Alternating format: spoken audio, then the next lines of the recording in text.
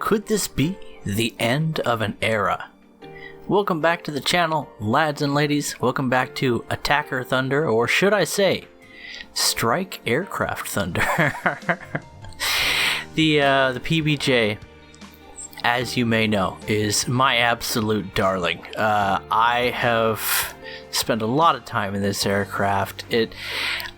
I started for the memes of that 75mm anti-tank cannon in the nose, and by God, that never gets old. It just gets better with time. But I've also found it to be such a rewarding and delightful aircraft, and yet we've seen a shift up in the meta of War Thunder that has not been around before. And that is the introduction of the Strike aircraft mechanics, a modification, an update, if you will, of the attacker mechanics for the game, which basically classifies a wider variety of aircraft as what was formerly known as attackers. And I've talked about this a bit in the past, but I guess I'll be focusing on it with this video. And the main difference that this means is that there's just a lot more attackers in the game now. And overall, that's fantastic. But that also means that aircraft that used to stand out, like the IL-2, or the B-25/PBJs, the A-26s, they now have competition within their own BR range, and BRs may change on account of this change as well. We'll see in the future. A lot of things are going to shift slightly to accommodate this meta shift, I'm sure. But it also means that aircraft that used to stand out for their speed, like the A-26, aircraft that used to stand out for their versatility, like the B-25s and their overall firepower, aircraft that used to be among the best, air superiority attackers like the IL-2 or the Su-6, aircraft that used to be able to do well in a dogfight. All of these are now in a much broader competition with aircraft that used to attempt to compete as heavy fighters, as interceptors, or as just somewhat more heavily armed, generally speaking, ordinary air superiority fighters in the roles that they used to have. Now that they're playing the attacker game, the competition is more fierce. So, with that in mind, I was getting a little bit tired of getting shot down by SM-91s or, BF-110s that are now getting the same air spawn as me in my PBJ, which is essentially a B-25. And so I decided to take out a different meta vehicle. That is, it's still an attacker, mind you, it's still a strike aircraft.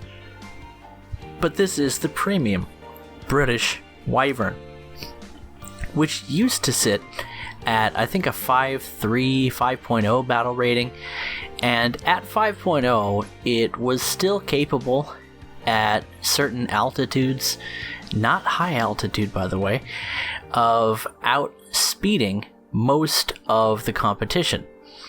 And it's never been a very maneuverable aircraft, and it has also seen quite a number of updates to its flight performance and handling dynamics. Its energy retention in a turn is still god-awful, but it really hasn't changed for the worse at all, in my humble opinion. It really feels like the aircraft is more stable, and that's very helpful for a strike aircraft.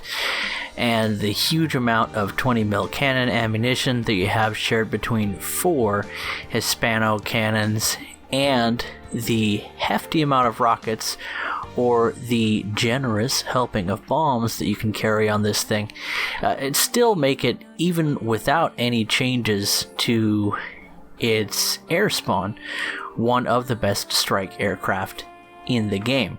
The fact that it now sits at a 4-3 battle rating where even fewer things can catch it on the deck if you've maintained your energy, and the fact that it gets what was heretofore known as an attacker air spawn ahead of enemy air superiority fighters means that this British premium strike aircraft is even more delightful than it was, where before this was one of the best mixed battles aircraft, because you got 2 heavy bomb drops or several volleys of the very deadly RP-3 British rockets that still retain their incredible accuracy and punching power, having armor-piercing high explosive warheads available. This is a really, really good aircraft.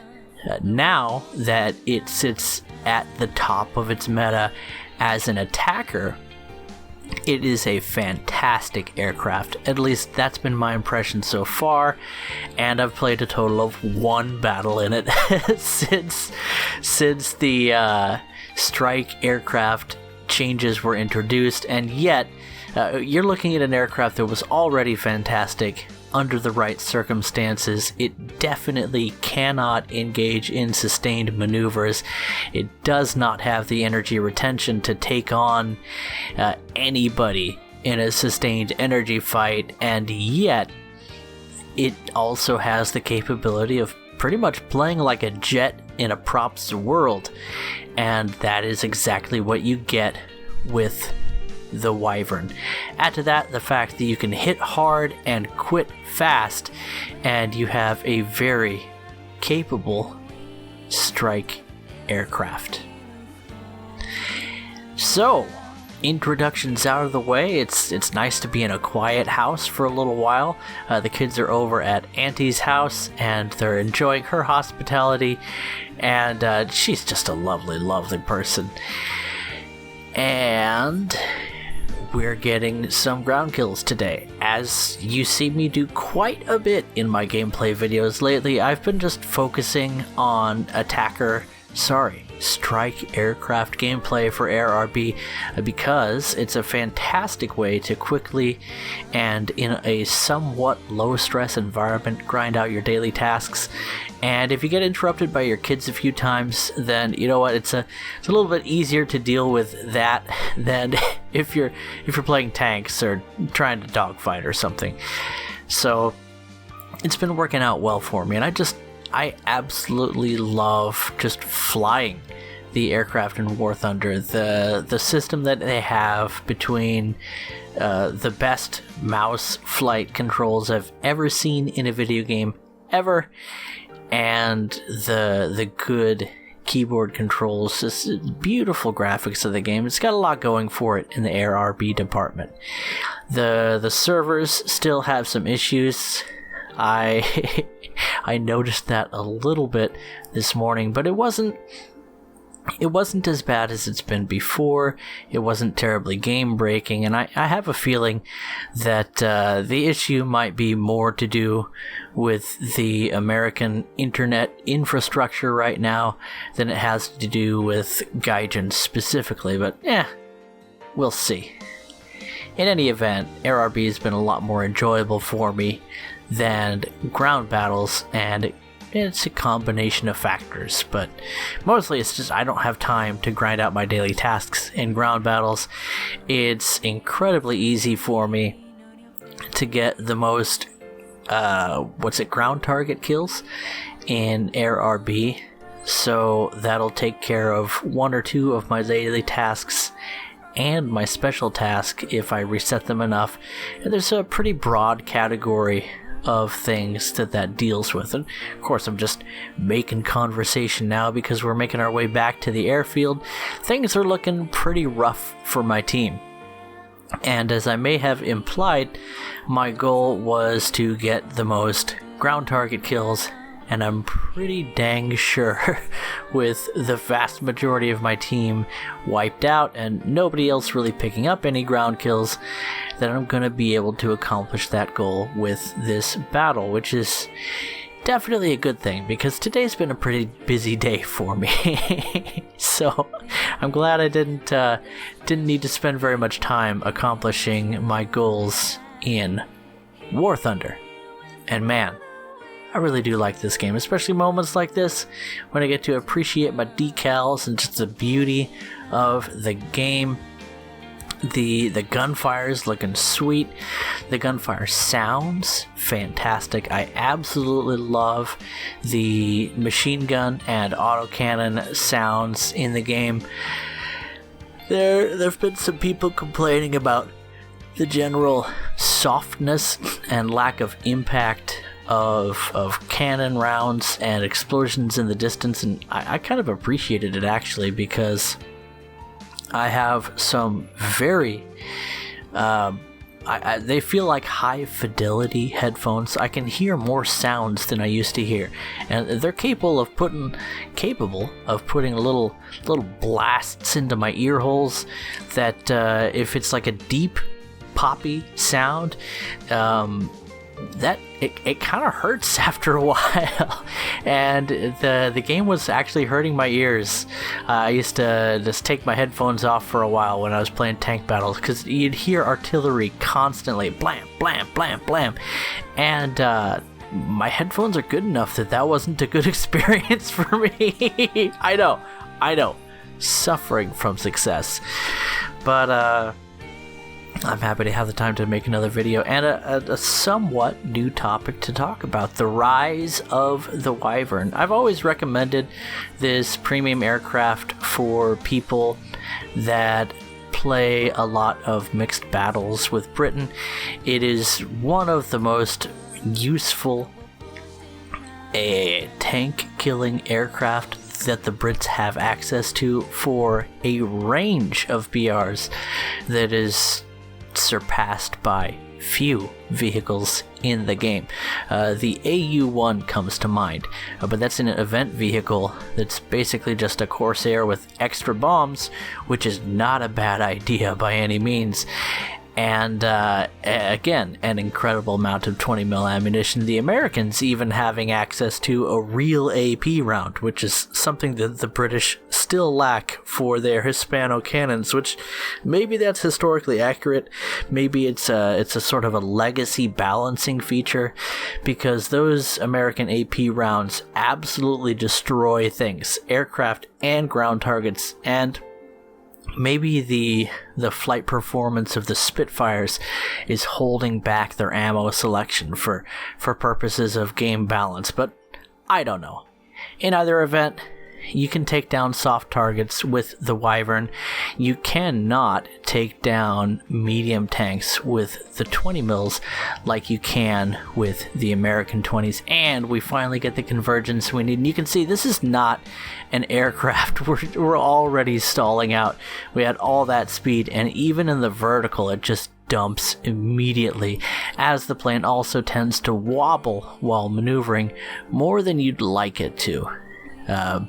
Surprising amount of low speed stability here, and again, I think that comes down to the changes that have been made over a few iterations of this aircraft's flight model since I really played it a lot last.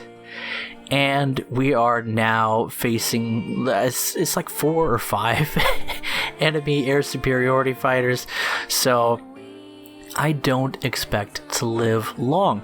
But it's been a glorious life. I mean, just taking down a BF-109 is enough for me. He probably shouldn't have immediately gone into the vertical like that. Against the Wyvern, I'd recommend something like avoiding a head-on, and then if they want to maneuver with you, then going for something like a rolling scissors or a flat turn until you can get onto their 6. Both of those are going to drain the energy of the Wyvern very rapidly.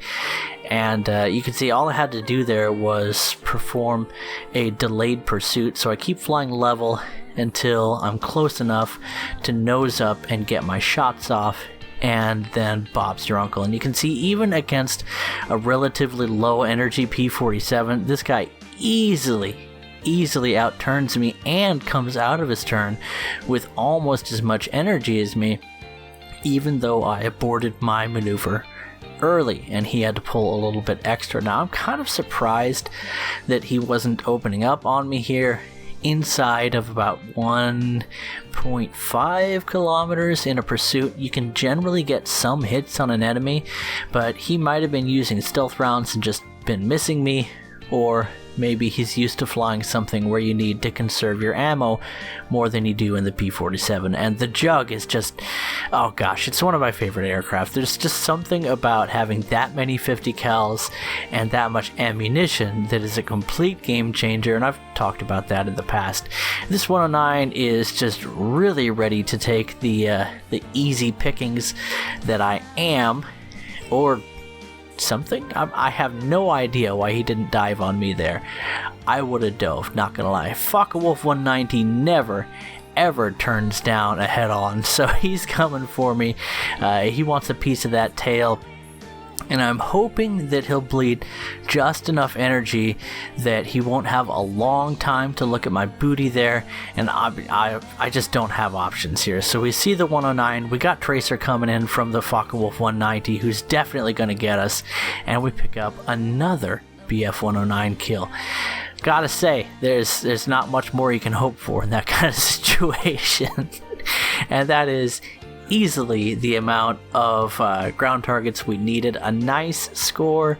We're looking at premium on premium here, so some good rewards, even though I don't even know what I want to research in the British tree. I'm always happy for a few more silver lions though, and the mission will finish shortly, and then I'll get, there we go, the mission complete for the dailies and mission complete for my special task. So I'll get back to daddying. I've been doing a lot of that lately. I've also been doing some new strength training workouts. I'm feeling the burn. I love it, and I just got some solid metal size. Very exciting. I'll have to show this to you guys sometime. Catch you later. Bye bye.